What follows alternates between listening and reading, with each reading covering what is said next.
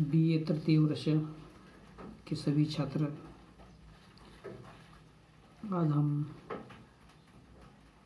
हिंदी भाषा के विविध रूप, इन रूपों के अंतर्गत संपर्क भाषा इस विषय पर हम आज चर्चा करने वाले हैं। हिंदी के विविध रूपों के अंतर्गत संपर्क भाषा के रूप में किस प्रकार से हिंदी का स्थान हमारे देश में या विश्व स्तर पर है, इसकी चर्चा हम इस ताशिका के अंतर्गत करने वाले हैं। तो इसमें हम संपर्क भाषा किसे कहते हैं, संपर्क भाषा को लेकर क्या क्या उस भाषा के अंतर्गत गुण होने चाहिए, विशेषता होनी चाहिए, संपर्क भाषा बनने के लिए भाषा में कौन सी विशेषताएं होनी चाहिए, इसको लेकर हम चर्चा करेंगे। तो संपर्क भाषा उसी भाषा को कहते हैं यहाँ दो भिन्न भाषा भाषी जब आपस में किसी अन्य भाषा में विचारों का आदान प्रदान करते हैं और वह आदान प्रदान वह जिस भाषा में करते हैं उस भाषा को हम संपर्क भाषा कहते हैं। तो भिन्न भाषा भाषी लोगों के बीच संपर्क स्थापित करने का काम, विचारों का आदान प्रदान करने का काम, महत्वपूर्ण काम जो भाषा करती है और वो व्यापक रूप में करती है, तो उस भाषा को हम संपर्क भाषा के रूप में कह सकते हैं। तो यहाँ जो दो भिन्न भाषा भाषी अथवा एक भाषा के दो भिन्न भिन्न उपभाषाओं के मध्य अथवा अनेक बोलियां बोलने वालों के मध्य संपर्क का माध्यम होती है, तो अन्य बोली बोलने वाले या अन्य भाषा बोलने वाले इन सब के बीच संपर्क सूत्र स्थापित करने का काम, संपर्क स्थापित करने का काम जो भाषा करती है, विचारों का आदान प्रदान जिस भाषा के जरिए किया जाता है उस भाषा को संपर्क भाषा कहा जाता है। वैसे तो किसी भी देश की राष्ट्रभाषा ही संपर्क भाषा होती है, क्योंकि उसी भाषा की समृद्धि और व्यापक अस्तित्व के कारण ही वो भाषा प्रथमतः राष्ट्रीय गौरव हासिल करती है और उसके बाद वही राष्ट्रभाषा अपने विभिन्न राज्यों से संपर्क बनाए रखने में काम आती है। तो इसलिए ये कहा जा सकता है कि जो भाषा राष्ट्र के समस्त अंतरंग और बहिरंग क्रियाकलापों में स्वीकृति सहित सहयोगी बनी रहती है वह संपर्क भाषा होती है। तो व्यापक रूप में विभिन्न भाषाभाषी लोगों के बीच संपर्क स्थापित करने वाला या संपर्क सूत्र बनने का काम जो भाषा करती है, तो पहले की वो राष्ट्रभाषा होती है, लेकिन वही राष्ट्रभाषा जो समस्त राष्ट्र के अंतरंग और बहिरंग के क्रियाकलापों में एक सर्वमान्य स्वीकृति प्रदान करती है और वह स्वीकृति प्रदान करने वाली जो भाषा होती है उस भाषा को हम संपर्क भाषा कहते हैं। तो संपर्क भाषा का जो धरातल व्यापक होता है, राष्ट्रीय स्तर पर ही उसकी स्वीकृति हो या उसे संपर्क भाषा का दर्जा नहीं करता तो अंतर्राष्ट्रीय स्तर पर भी उसकी स्वीकृति होना या उपयोगिता होना जरूरी है। तो इसलिए इसके लिए अंग्रेजी में जो शब्द आया है तो वह शब्द है लिंक लैंग्वेज। उसका अर्थ है जो अन्य भाषा भाषी क्षेत्रों, प्रांतों एवं देशों से संपर्क बनाने में सक्षम हो वह लिंक लैंग्वेज या संपर्क भाषा कहलाने की अधिकारिणी है। तो संपर्क भाषा बनने के लिए सिर्फ एक ही देश के अंतर्गत भिन्न भाषा भाषी लोगों के बीच संपर्क स्थापित करें इतना ही जरूरी न होकर अन्य देशों के लोगों के बीच भी संपर्क स्थापित करने की क्षमता उस भाषा में होना चाहिए।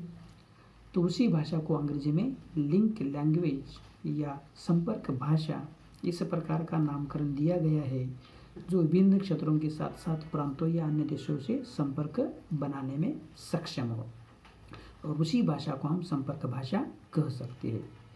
ज़रूरी यह नहीं कि वह भाषा किसी भी देश की राष्ट्रभाषा हो, मातृभाषा हो।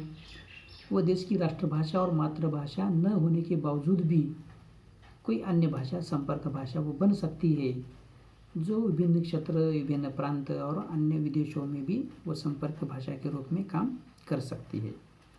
तो विचार विनिमय के लिए जिस भाषा के लिए प्रति उभय पक्ष या उभय प्रांत या उभय देश सहमत हो, संपर्क भाषा हो। और विचारों में करने के लिए अलग अलग देश, अलग अलग लोग, अलग अलग ये उभय पक्ष जो है, ये जिस भाषा के द्वारा विचार विनिमय करने के लिए तैयार हो जाएंगे, वो भाषा संपर्क भाषा बनने की अधिकारिणी बन जाएगी। तो इसलिए राष्ट्रीय स्तर पर अगर हम देखेंगे तो चीन की संपर्क भाषा है, रूस की रूसी है, उर्दू पाकिस्तान की है और हिंदी भारत की है। लेकिन अगर किंतु अंतर्राष्ट्रीय स्तर पर अगर हम देखेंगे तो संपर्क भाषा के रूप में किसी एक भाषा को ज़्यादा सम्मान नहीं मिला है। एक संपर्क भाषा का अस्तित्व व्यापक रूप में किसी एक को नहीं मिला है, लेकिन अंतर्राष्ट्रीय धरातल पर अंग्रेजी को संपर्क भाषा होने का सर्व स्वीकृत स्थान सुलभ है, क्योंकि इस किसी अन्य भाषा को नहीं मिला है, सिर्फ अंग्रेजों को ही वो सर्वसुलभ स्थान संपर्क भाषा के रूप में मिला है।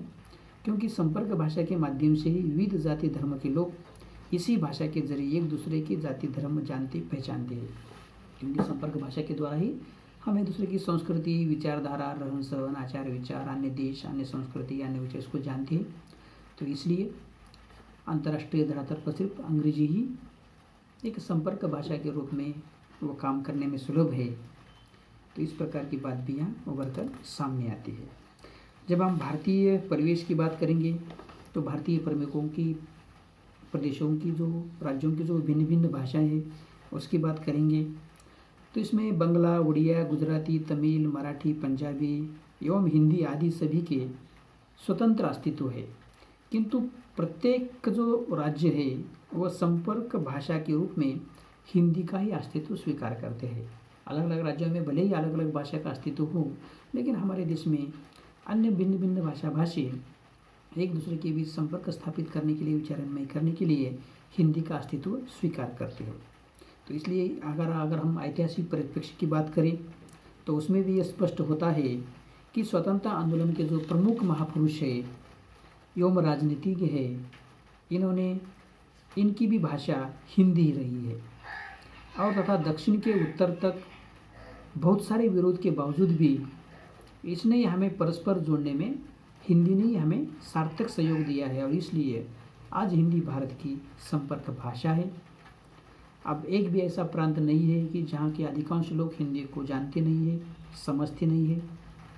हम एक छोटे से गांव से लेकर चलकर अगर दिल्ली, कलकत्ता, मथुरा, काशी तक, कहाँ तक भी हम चले जाएंगे तो बीच बीच में हम जहाँ जहाँ जाएंगे वहाँ हम लोगों के साथ हिंदी के द्वारा संपर्क स्थापित कर सकेंगे। कहीं भी संचार टूटने की संभावना नहीं है। तो ये बोधगम्यता हिंदी में है। इसको बहुत व्यापक रूप में लोग इस भाषा को ग्रहण करते हैं, जानते हैं, समझते हैं। और इसी बोधगम्यता को भाषा बोली निर्धारण का अगर हम आधार भी माने तो ये हो सकता है कि भारत को एक ही भाषा माननी होगी, तो वह भाषा कौन सी होगी? संपर्क भाषा के रूप में हिंदी होगी। तो ये बहुत सारे लोग इसको जानते हैं, समझते हैं, पहचानते हैं और इसलिए इन भिन्न भिन्न भाषा होने के बावजूद भी हिंदी वैसी भाषा है, इस भाषा के जरिए हम कहीं से भी कहाँ तक चले जाएंगे तो संचार टूटने की संभावना न के बराबर होने के कारण हमारे देश में संपर्क भाषा के रूप में हिंदी ही काम करती है। तो इसी कारण से पंडित नेहरू ने भी एक जगह कहा था कि एक राज्य से दूसरे राज्य को पत्र व्यवहार अथवा बोलचाल के लिए एक ही भाषा अपेक्षित है। तो भिन्न भिन्न भाषाभाषी पत्र व्यवहार बोलचाल के लिए एक भाषा का जरूरी है और वो भाषा कौन सी है? हिंदी भाषा है, ऐसा उन्होंने कहा। और इस हिंदी भाषा की ही उपयुक्त और उचित संपर्क भाषा बन सकती है। और यही कारण है कि राजभाषा नियम 1976 के अनुसार क और ख राज्यों की संपर्क भाषा हिंदी है और ग राज्यों में भी अधिकांश लोग हिंदी को जानते हैं। भारत के कुछ राज्यों में द्वितीय भाषा के रूप में हिंदी को मान्यता दी गई है। उसके पीछे दो ही कारण है, एक परस्पर संपर्क बनाए रखने के लिए और दूसरा संघ के संपर्क बनाए रखने के लिए। क्योंकि हिंदी आज क ख ग क्षेत्र के साथ साथ ग क्षेत्र में भी है और बहुत सारे राज्यों में द्वितीय भाषा के रूप में हिंदी को स्वीकार किया गया है। और इसका कारण ये है कि भिन्न भिन्न भाषा भाषी परस्पर संपर्क बनाए रखे और उसके साथ साथ पूरा संघ, पूरा देश इस पूरे संघ के साथ संपर्क बनाए रखे और इसलिए हिंदी को स्वीकृति द्वितीय भाषा के रूप में दी गई है। तो इसी दृष्टि को ध्यान में रखकर संविधान के अनुच्छेद 346 यह अनुच्छेद महत्वपूर्ण है। इसमें ये कहा गया है, एक राज्य से दूसरे राज्य और संघ के मध्य संचार की भाषा संघ के प्रयोजनों में प्रयुक्त होने वाली भाषा ही प्राधिकृत भाषा होगी, परंतु दो या अधिक राज्य निश्चय करे तो उनके और संघ के मध्य संचार के लिए हिंदी का प्रयोग हो सकता है। यानी वो कहते हैं कि 346 अनुच्छेद ये कहता है कि एक राज्य दूसरे राज्य और ये अन्य राज्य संघ के बीच संचार अगर करेंगे तो संघ के प्रयोजन के लिए जिस भाषा का प्रयोग किया गया है वह कर सकते हैं। तो वह हिंदी और अंग्रेजी के रूप में, वो राजभाषा के रूप में था, वह हम कर सकते हैं। लेकिन ऐसा कुछ राज्य ये तय करे कि हम सिर्फ हमारे आपसी पत्र व्यवहार, आपसी चर्चा विचार विनिमय हम हिंदी में ही कर सकते हैं, तो हिंदी में ही करना चाहते हैं, तो एक से ज़्यादा अधिक राज्य वो निश्चय कर सकते हैं कि वो संघ के साथ या अन्य राज्यों के साथ हिंदी में ही वो कार्यकलाप, पत्र व्यवहार वो कर सकते हैं। तो यह संपर्क भाषा के रूप में हिंदी की जो स्वीकार्यता है इसको लेकर यह अनुच्छेद 346 है।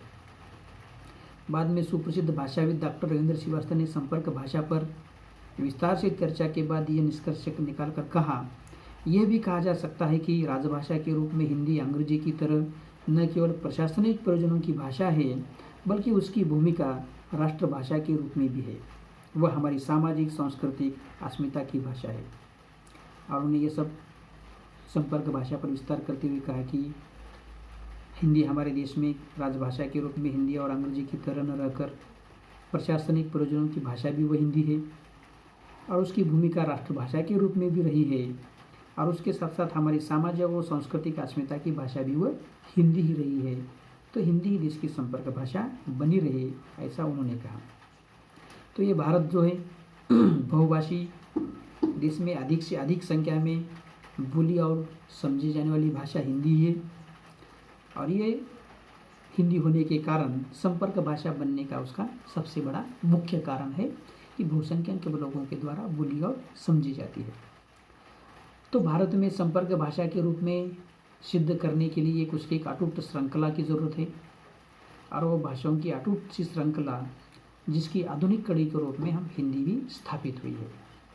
इसका प्रयोग क्षेत्र संपूर्ण भारत है, कहीं भी टूटता नहीं इसका स्थान, सब जगह व्यापक रूप में है। तो इसका प्रयोग क्षेत्र संपूर्ण भारत है। लद्दाख की भाषी क्षेत्र में या लेह में सरकारी कर्मचारी अगर आपस में हिंदी में बातचीत करेंगे जबकि जनता उसमें लद्दाखी में बात करेगी।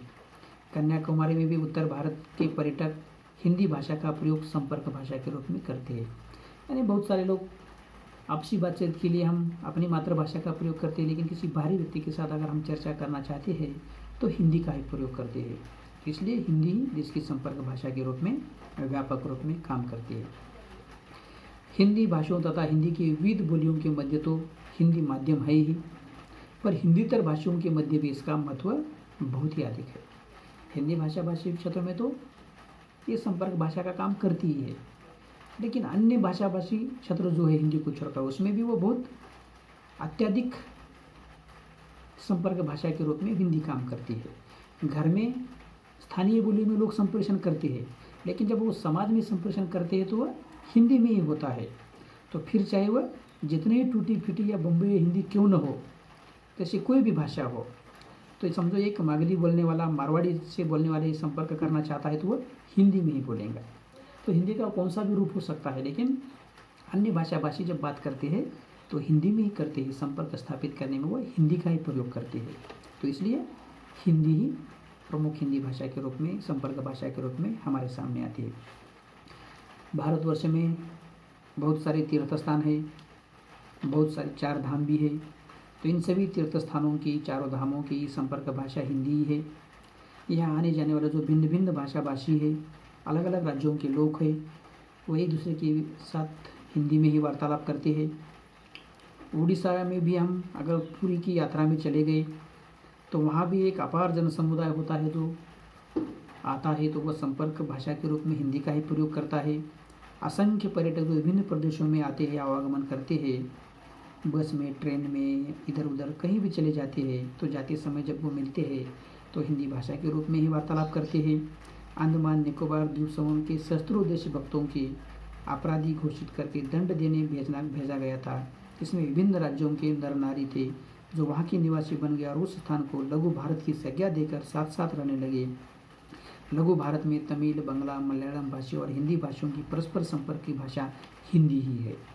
तो आज वे अपने परिवार के साथ प्रेम से रहते और अपने बच्चों को बड़े गर्व से हिंदी भाषा पढ़ाने में सिखाते हैं। अब ये क राज्य है, तो क राज्य के जो ये अंडमान निकोबार विभिन्न अलग अलग द्वीप समूह के जो लोग हैं, तो ये लोग भी आज बड़े गर्व से हिंदी भाषा को पढ़ते हैं, सीखते हैं। ये क राज्य के अंतर्गत आते हैं। तो इस प्रकार से क, ख, ग सभी क्षेत्र में हिंदी का प्रयोग संपर्क भाषा के रूप में व्यापक रूप में होता है। तो इस हिंदी के सर्वकालिक महत्व पर विचार करते हुए समाज सुधारक तथा देशभक्तों ने हिंदी को राष्ट्रभाषा तथा संपर्क भाषा के रूप में स्वीकार किया। तो संविधान में हिंदी की 3 भूमिका है: संघ की राजभाषा के रूप में, हिंदी भाषाभाषी राज्यों की राज्य भाषा के रूप में और संपर्क भाषा के रूप में। और इन सभी विद्वानों के बलबूते पर हिंदी संपर्क भाषा, राजभाषा और राज्य भाषा के रूप में व्यापक रूप में काम करती है। जैसे जैसे हम हिंदी भाषाभाषी राज्य संपर्क भाषा के रूप में हिंदी का मान्यता देते जाएंगे, वैसे वैसे और राज्यों की संख्या में वृद्धि होगी और ये वैसे वैसे हिंदी अधिक समृद्ध और संपन्न बनती जाएगी। तो भिन्न भाषाभाषी भी इस भाषा को जैसे जैसे अपनाएंगे वो भाषा और संपन्न होगी। तो वह हिंदी भाषा सिर्फ हमारे देश के विभिन्न राज्यों के बीच संपर्क भाषा के रूप में काम नहीं करती कि चलो हम कहीं दूसरे देश में भी चले जाते हैं तो वहाँ भी हम हिंदी के जरिए संपर्क स्थापित कर सकते हैं। विदेशों में भी ऐसे सैकड़ों विश्वविद्यालय है, उसमें हिंदी का अध्ययन और अध्यापन होता है। यूनेस्को ने अपनी भाषाओं में हिंदी को मान्यता भी दे रखी है भाषा के रूप में, लेकिन अब वह दिन दूर नहीं कि संयुक्त राष्ट्र भी इसे एक भाषा के रूप में सम्मान देगा। यूएनओ में न केवल अटल बिहारी वाजपेयी का भाषण हिंदी में हो चुका है, वरन हिंदी भाषाभाषी श्री नरसिंह राव का भाषण भी संतुलित हिंदी में हो चुका है। यानी यूएनओ में अटल बिहारी के वाजपेयी के साथ साथ हिंदी भाषाभाषी रहने वाले नरसिंह राव है, उन्होंने भी हिंदी में ही भाषण यूएनओ में दिया है। तो इस प्रकार के अंतर्राष्ट्रीय स्तर पर, अंतर्राष्ट्रीय स्टेज पर भी हिंदी के द्वारा भाषण, प्रचार प्रसार हिंदी का हो रहा है, अपनी बात वो लोगों के सामने रखी जा रही है। तो ये सब होने के बाद इसे संपर्क भाषा बनाने में किस प्रकार से अलग अलग और माध्यमों का भी हमें साथ लेना है। तो इन माध्यमों में अब ये हिंदी अब दूरदर्शन के माध्यम से तथा अन्य अनेक एजेंसियों के माध्यम से सशक्त हो रही है। देश भर में खेलों का आंखों देखा हाल आज हिंदी में भी हम सफल रूप में देख सक रहे हैं। दूरदर्शन में विभिन्न चैनल जो है रामायण, महाभारत, चाणक्य आदि की सीरियल्स हिंदी को बहुत ऊंचाई पर लेकर गए हैं, क्योंकि उसको बहुत सारे लोगों ने देखा है, वो हिंदी भाषा में ही थे। तो उसके कारण हिंदी भाषा का और व्यापक रूप में प्रचार प्रसार हुआ है। टेलीप्रिंट के माध्यम से संचार में हिंदी की और भी मजबूत स्थिति आई है। कंप्यूटर द्वारा भी हिंदी का प्रचार प्रसार तेज़ी से हो रहा है, उसमें भी हिंदी में काम किया जा रहा है। त्रिभाषा का फार्मूला भी अब बहुत सारे राज्यों ने अपना लिया है। कहाँ हिंदी द्वितीय भाषा के रूप में तो कहीं तृतीय भाषा के रूप में पढ़ाई जा रही है। नवोदय विद्यालय जो केंद्रीय सरकार के द्वारा चलाया जाता है, उसमें हिंदी अनिवार्य शिक्षण नहीं बल्कि सामान्य विज्ञान के विषयों का माध्यम भी हिंदी ही बनाया गया है। हिंदी माध्यम के जरिए, हिंदी भाषा के जरिए हम अन्य विज्ञान का ज्ञान भी हम वहाँ नवोदय में ले रहे हैं। तो इस प्रकार से दूरदर्शन विभिन्न एजेंसियों के द्वारा भी हमारी हिंदी का और व्यापक रूप में प्रचार प्रसार हो रहा है और बहुत सारे लोगों के बीच संपर्क हो रहा है और संपर्क भाषा के रूप में इन चैनलों के जरिए, दूरदर्शन के जरिए वो काम कर रही है। उसके साथ साथ हिंदी की जो फिल्में हैं वो भी विश्व के कोने कोने में जाकर वो हिंदी भाषा का प्रचार प्रसार, वो अपनी कला का अनुभव दे रही है। अपनी जो अनूठी प्रगति और अद्भुत प्रसिद्धि जो है हिंदी के चित्रों की या फिल्मों की, उसके जो गाने हैं सिर्फ देश विदेश में नहीं तो अन्य देशों में या हिंदी भाषी प्रदेशों में नहीं, अपितु विदेशों में वो लोकप्रियता वो हिंदी के गानों में प्राप्त कर रही है। तो ये हिंदी प्रदेश पर आधारित फिल्में भी सभी प्रदेशों में प्रदर्शित की जाती है। सभी प्रदेश के लोग उस हिंदी फिल्मों को देखते हैं, सुनते हैं, आत्मसात करते हैं। तो यह सब जो हिंदी को संपर्क भाषा के रूप में स्थापित करने में फिल्मों का, दूरदर्शन का, इन एजेंसियों का बहुत बड़ा योगदान है। तो ये सब एजेंसियाँ भी हिंदी को संपर्क भाषा के रूप में स्थापित कर रही है। आकाशवाणी के द्वारा भी अलग अलग ध्वनि नाटकों को एक नवजीवन भी दिया जा रहा है। यह आज नाटक ग्रामीण परिवेश, ग्रामीण विषय, उसको भी अपना महत्व, इसका भी अपना महत्व, आकाशवाणी का ग्रामीण जीवन में महत्व है। तो वहाँ भी समाचार है, समाचार पत्र है, ये भी समाचार पत्र हो या आकाशवाणी है, वो भी हिंदी के द्वारा कुछ कार्यक्रम चलाए जा रहे हैं। हिंदी की फिल्मी गानों का भी कार्यक्रम चलाया जाता है। राजनीति के नया मोड़ लाने के लिए इस पत्रों का काम आता है। हज़ारों की संख्या में जो समाचार पत्र है वो हिंदी में या छापे जा रहे हैं। हिंदीतर भाषी क्षेत्रों में भी बहुत सारे समाचार पत्र छापे जाते हैं और बिक्री भी हो जाती है। तो इस प्रकार से ये जनसंचार के विभिन्न माध्यम जो है हिंदी को एक संपर्क भाषा के रूप में स्थापित करने में ये बहुत बड़ा योगदान दिए रहे हैं। तो ये सब कुल मिलाकर हम कहते हैं कि जब भिन्न भाषाभाषी जिस किसी भाषा के माध्यम से आपस में संपर्क स्थापित करते हैं वो संपर्क भाषा है, और वह संपर्क भाषा हमारे देश में हिंदी है। तो ये सब हिंदी को संपर्क भाषा के रूप में व्यापक बनाने में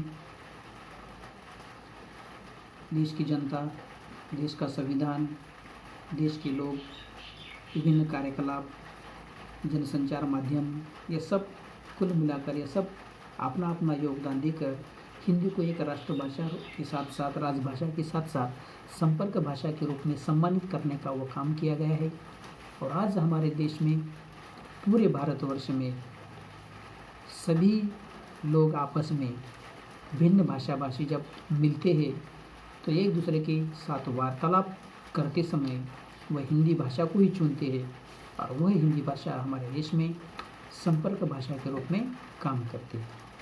तो इस हिंदी के इस विविध रूपों में हिंदी का प्रयोजनमूलक रूप, और राष्ट्रभाषा के रूप में हिंदी, और राजभाषा के रूप में हिंदी, और संपर्क भाषा के रूप में जो हिंदी का स्थान हमारे देश में है, इस स्थान को हम विस्तार के साथ विश्लेषित किया है। और यही स्थान हमारी हिंदी का और भी दिनों दिन बढ़ता जा रहा है, और दिनों दिन और उत्तरोत्तर प्रगति हमारी हिंदी की हो रही है। तो एक संपर्क भाषा के रूप में जो हिंदी का स्थान हमारे पूरे भारतवर्ष में महत्वपूर्ण है, और पूरा भारतवर्ष में संपर्क भाषा के रूप में पूरी एकता के साथ हिंदी भाषा को स्वीकृत किया गया है। और ये हिंदी भाषा एक संपर्क भाषा के रूप में हमारे देश में व्यापक रूप में, एक व्यापक स्तर पर वह संपर्क भाषा का वह काम कर रही है। तो इस प्रकार से संपर्क भाषा हिंदी का जो विस्तार हमारे देश में हुआ है, इस पर हमने चर्चा की। ठीक है, धन्यवाद।